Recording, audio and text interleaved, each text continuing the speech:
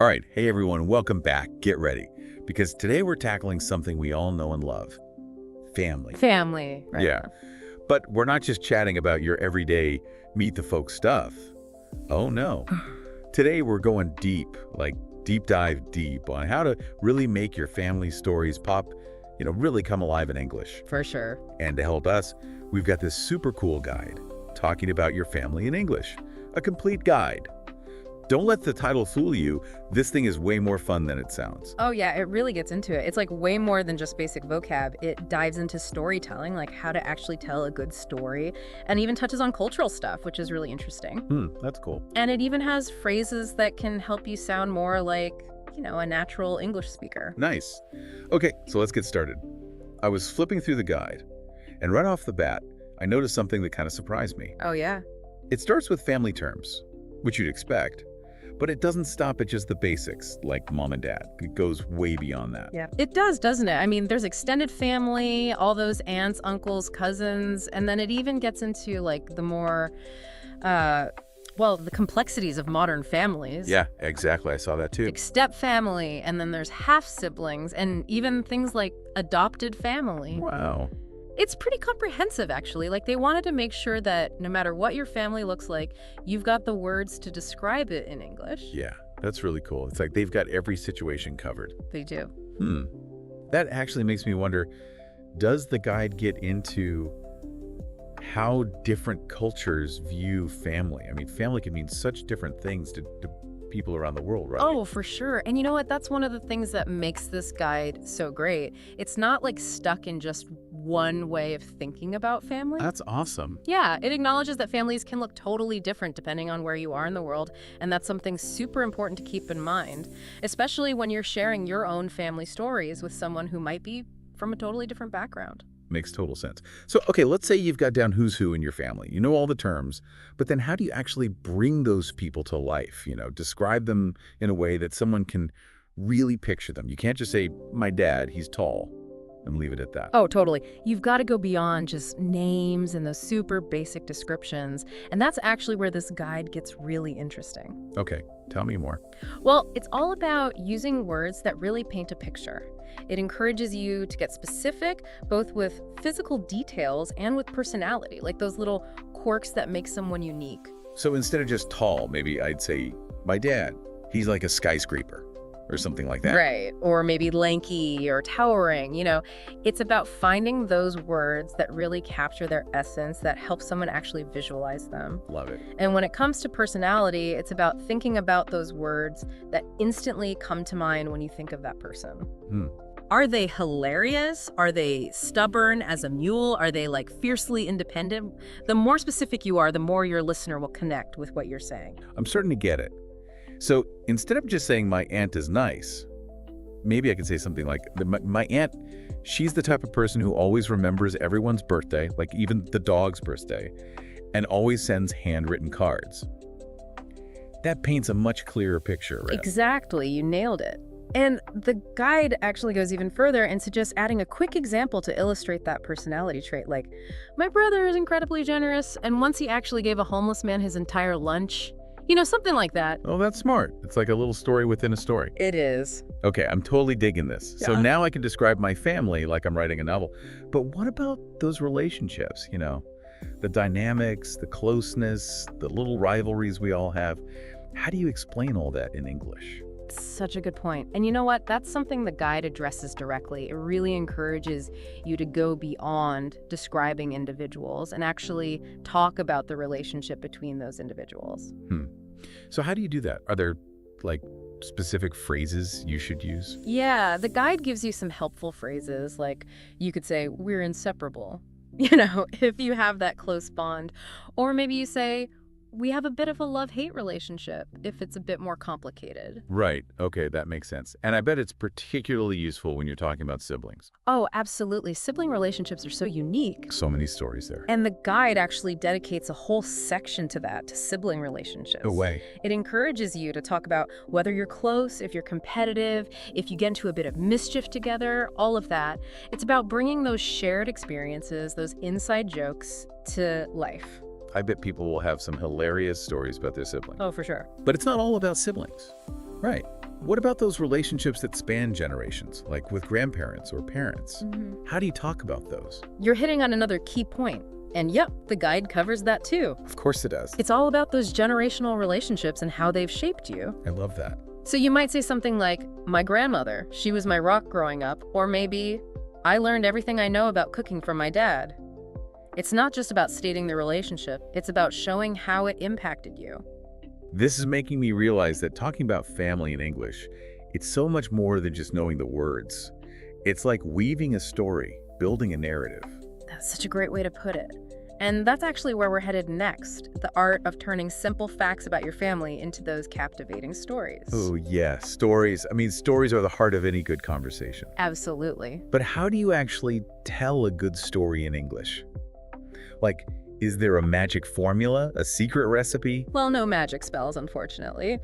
But the guide does break down a really clear and effective storytelling structure. It's all about the beginning, the middle, and the end. Wait, you mean like those essays we used to write back in school? Kind of, yeah.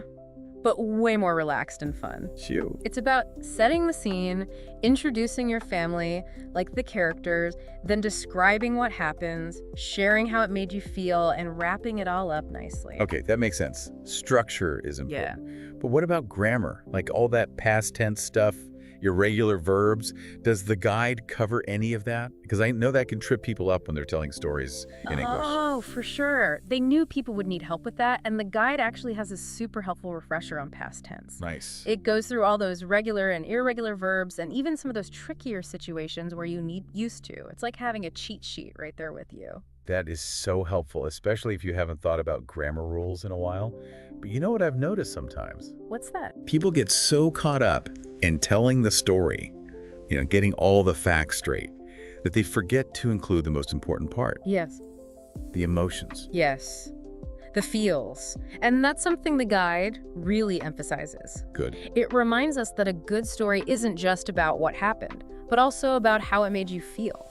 So like, instead of just saying, my dad burned dinner, which, let's be honest, happens to the best of us. Oh, yeah. You could say something like, my dad totally burned dinner, but the look on his face was priceless. We were all kind of bummed at first, but then we ended up just laughing hysterically and ordering pizza. It became a family legend. Exactly. It's those little details, those emotional moments that really bring a story to life. It's what makes it relatable.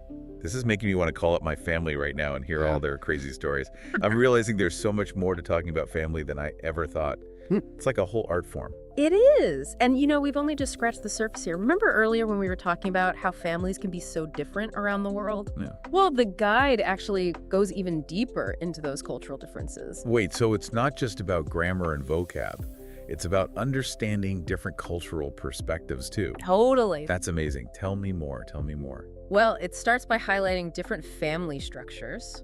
We talked about nuclear families, which are pretty common in some Western countries. But then you've got extended families, single-parent families, blended families, like the list goes on. It does. And the guide helps you explain your own unique family situation, no matter what it looks like. Okay, that's super helpful. Especially if you're living in a different country or talking to people from different backgrounds. It gives you the words to kind of explain, how your family might be different from what they're used to. Exactly. It bridges that gap. Yeah. And it goes even beyond family structures. Like it talks about how different cultures might have different roles within the family. Oh, right. Like traditional gender roles. Yeah. Yes. In some cultures, those roles are very defined. Like men are the breadwinners and women are the homemakers. But then in other cultures, those roles are much more fluid and flexible. That's so true. And the guide addresses those variations. It does. It also talks about things like, being the eldest child and what responsibilities might come with that, or the importance of respecting elders, which can be totally different in different cultures. I never really thought about how those things could be different in other families.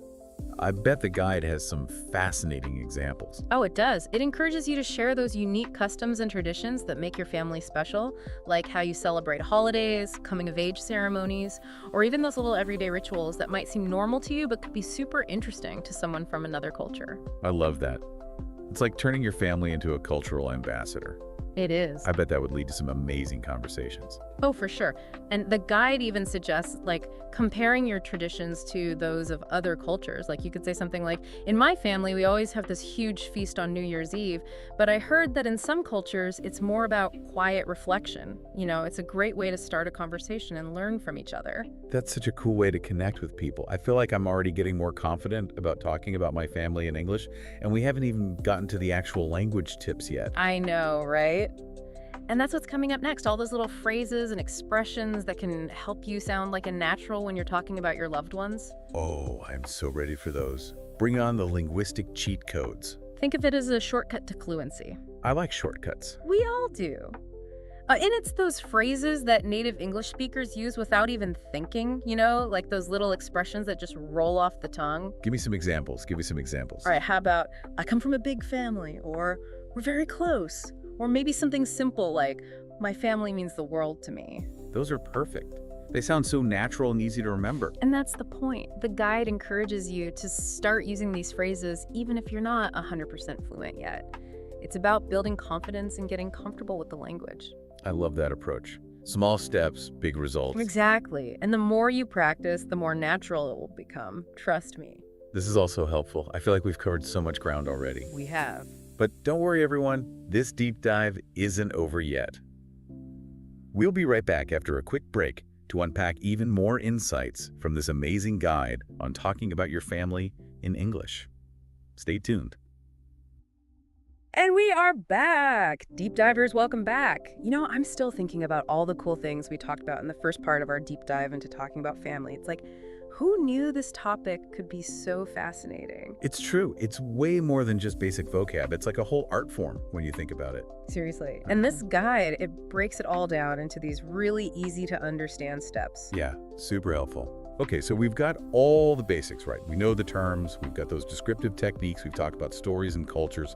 But how do we actually use all this? How do we put it into practice? That's the big question, right?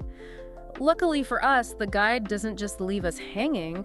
There's a whole section dedicated to practical stuff, like exercises you can do to actually improve your skills and get more confident talking about your family. Okay, that's what I'm talking about. What kind of exercises are we talking about? So the first one focuses on describing a family member. They want you to pick someone from your family and really go into detail about them, like their appearance, personality, even their job, what they do for a living. That's cool. It's like taking all those descriptive words we learned and putting them to work. Exactly. And remember, it's not just about saying, my mom has brown hair. It's about using those vivid words that create a real image in someone's mind. I can already imagine our listeners coming up with some super creative descriptions. Oh yeah, for sure. So, what's the next exercise?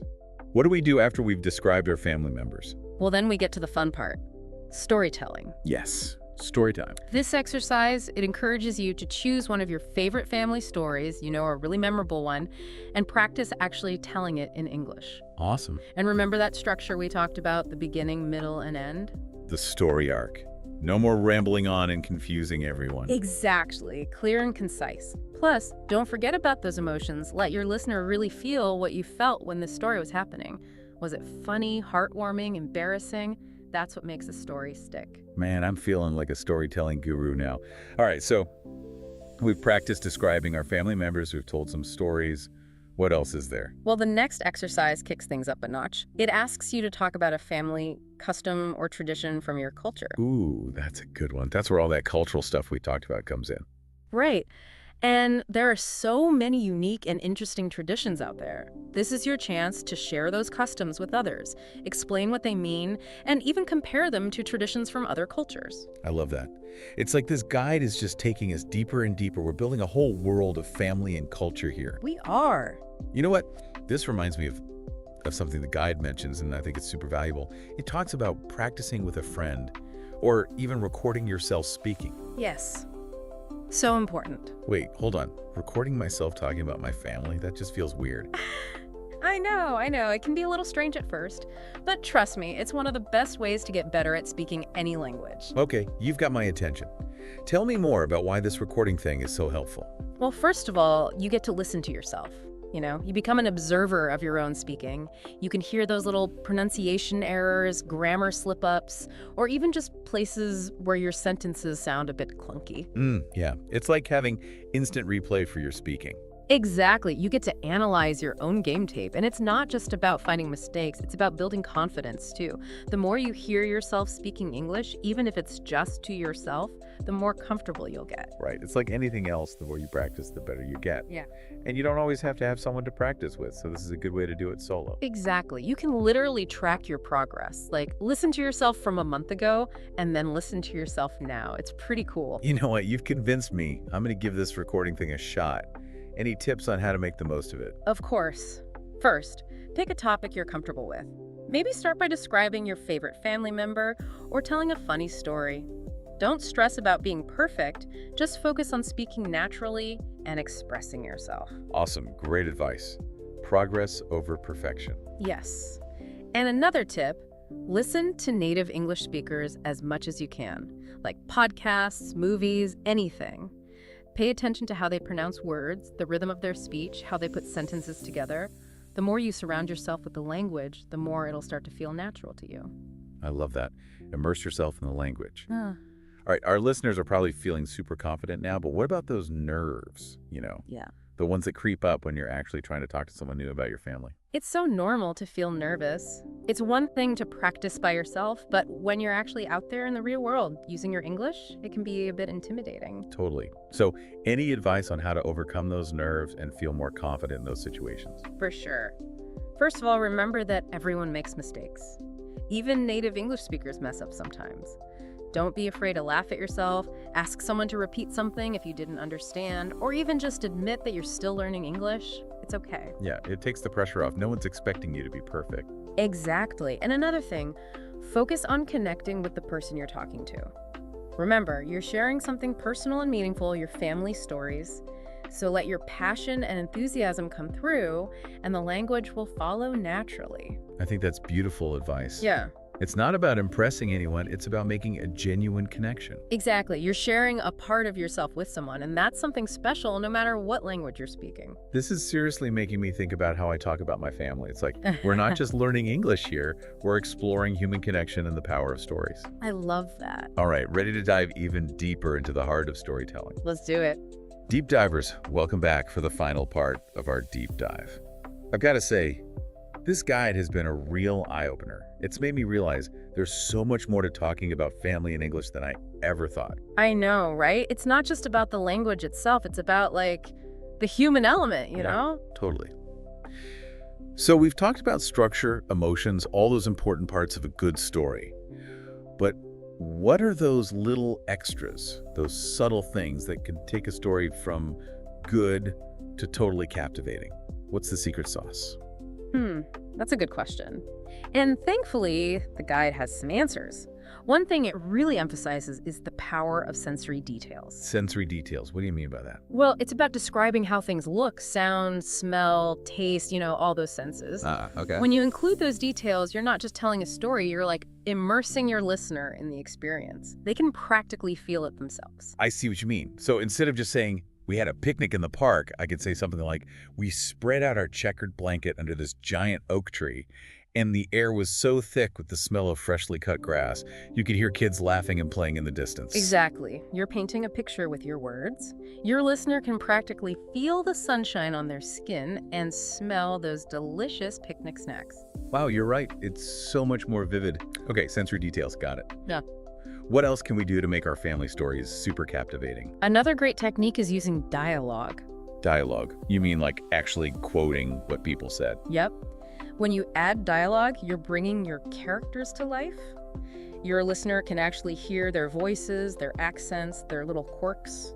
That's so cool. It's like turning your story into a mini movie in the listener's head. Exactly. And don't be afraid to get creative with it. You don't have to remember every word perfectly. Just capture the feeling, the emotion behind the words. Okay, so let's say my grandma always used to say, bless your heart all the time.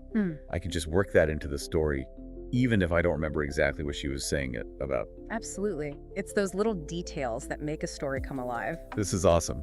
I'm going to be adding sensory details and dialogue to all my stories from now on. But, Sometimes I get so focused on telling the story that I forget to think about the listener. How can I make sure they're actually interested in following along? Ah, that's a really good point. The guide talks about that too. It says one of the most important things is pacing. Pacing, like how fast or slow I'm talking. Yeah. Think of it like a roller coaster. You want to build the suspense, create anticipation, and then boom, deliver those exciting moments with the right amount of energy. So it's not just about telling the facts. It's about creating a feeling, a rhythm. Exactly. And don't be afraid to pause sometimes, Let those important moments sink in. Sometimes silence can be just as powerful as words. Mind blown. I'm learning so much. But at the end of the day, I think the most important thing is to just be genuine, to share the stories that really mean something to you. Oh, 100% agree. The best stories are the ones that come from the heart. When you're truly passionate about something, it shows, and it makes people want to listen. Love that. So it's not about being perfect or impressive. It's about sharing a piece of yourself. Exactly. And the cool thing is, everyone has a story to tell. No matter who you are, where you're from, what your family's like, your stories matter, and they have this incredible power to connect you with other people. I am so feeling that. This deep dive has been more than just a language lesson. It's been about embracing who we are and connecting with each other through stories. I feel it too. It's been amazing exploring this guide with you and seeing how powerful storytelling can be. And to all you amazing deep divers out there, remember, your stories are precious. They're unique and they're worth sharing. So go out there, tell your stories, connect with people, and keep on diving deep. Until next